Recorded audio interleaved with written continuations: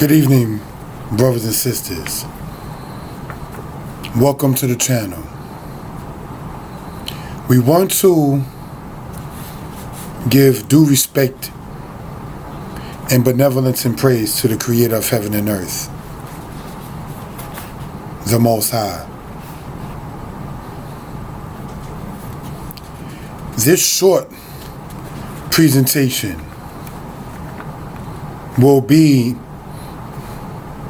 me reading from an article that I did some years ago. Please feel free in the comment section to let me know what you think. What is the best way or direction to explain the black man and woman as being the true Israelites? The above question, or the stated question, can be taken from a historical and archaeological stance. For this, we will look at it from an archaeological, then a historical stance. According to the Bible, the Israelites descend from the Chaldean people. The Chaldean people are mentioned in sources outside of the Bible. Historians such as Pliny, such as Herodotus, such as Higgins. We see the evidence of the Chaldeans as a people. The geography of the Chaldeans is in modern Iraq. The Bible, in Ezekiel chapter 23, speaks of the Chaldeans as the ancestors of the Israelite people. According to the cited author Higgins, he stated the Chaldeans were originally Negroes. Sources will be mentioned in the description. The paternal side of the Israelites is that of the Chaldeans. The maternal side of the Israelites is that of the Arameans. The historian Josephus stated that the people of Aram, or the Arameans, were called Syrians by the Greeks. The Egyptians called the people of Aram Arameans, that is, the people of Kor. These people were what today will be called black. The Israelites descend from people who were, in layman terms, black. Also, it should be noted that the historian Tacitus stated it was a popular belief that the Jews, a term the Israelites were called by others, were from a people of Ethiopia. We want to mention that Ethiopia is a term that is from the Greek words meaning burnt face. There are, for those interested in biblical reasoning, to say the Israelites were black. One of the miracles in the Bible, in the book of Exodus chapter 4, it says that Moses' hand was put in his bosom, and when he took it out, it was white. Then his hand turned back as his other flesh. The biblical patriarch Joseph was a viceroy in Egypt and was able to blend in with the native Egyptian people. This shows to be the case because years after he was in Egypt, his brothers did not know it was him. The information we stated, we hope suffice for the evidence of the Israelites of old as being black. We want to point out, not all black people on earth are Israelites. We now want to explain historically by using the Bible and other sources on what happened with these people, the Israelites. According to biblical law, the Israelites were to live a certain way to be blessed, for those blessings to continue as well. According to the biblical prophet Jeremiah, we see the following from the Bible. And it shall come to pass, when thou shalt show these people all these words, and they shall say unto thee, wherefore hath the Lord pronounced all this great evil against us? Or what is our iniquity? Or what is our sin that we have committed against the Lord our God? Then thou shalt say unto them, because your fathers have forsaken me, saith the Lord, and have walked after other gods, and have served them, and have worshipped them, and have forsaken me, and have not kept my law.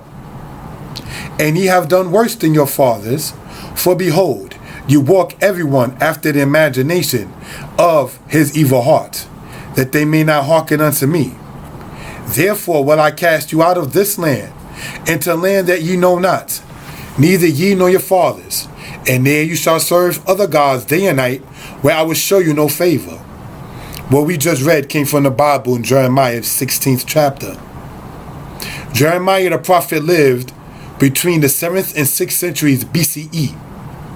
The temple, which was built by Solomon, was destroyed by the Babylonians during the era of the prophet Jeremiah. The Babylonians captured many of the people of the Israelites and brought them to Babylon.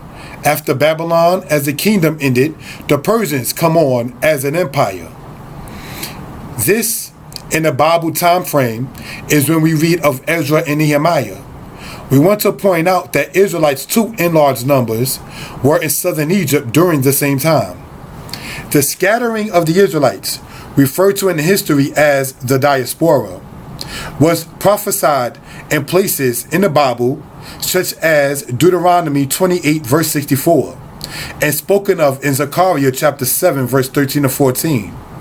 After Persia fell to Greece as an empire, the Greeks came up as a power. The historian Josephus stated that many of the Israelites were shipped to Egypt by Ptolemy I, the successor of Alexander III, also known as Alexander the Great. The Israelites,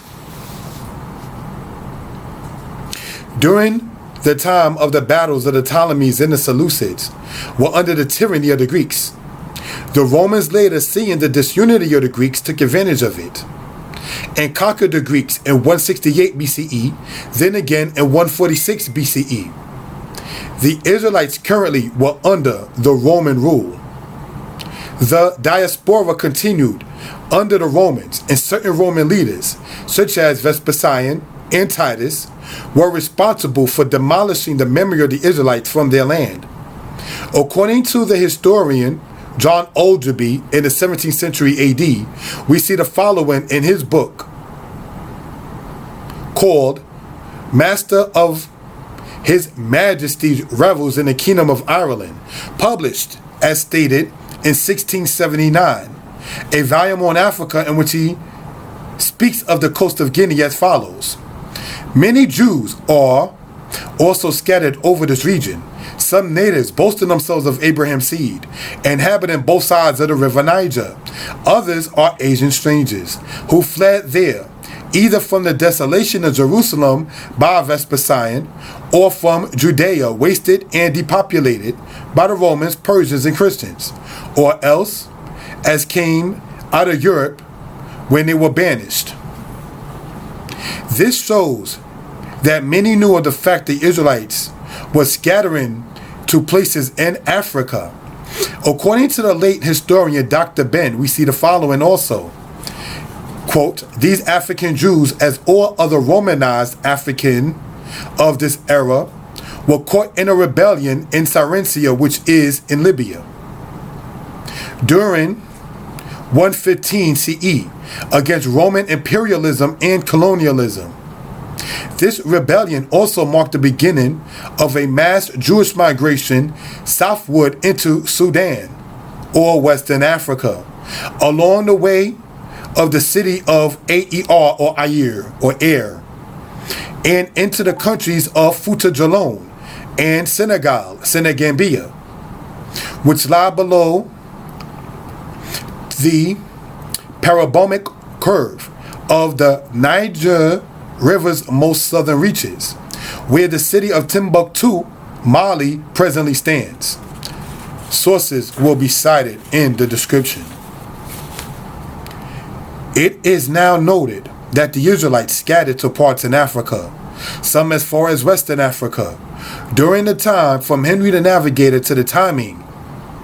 Even after Lincoln, thousands of people were taken by force in the Atlantic slave trade and were shipped to the Western Hemisphere. These people were in fact part of the scattered tribes of Israel, the Israelites. Brothers and sisters, I thank you for your time and patience in hearing this presentation. Please feel free, as stated, to leave your comments, whether they in favor or not of this presentation. There will be more presentations. As stated, the sources where I got the information from, as well as my contact information, will be within the description of this video. Subscribe to the channel. Thank you. This is a new channel that we are uploading and starting to do mannerable presentations on concerning history for edification purposes. Thank you. Take care.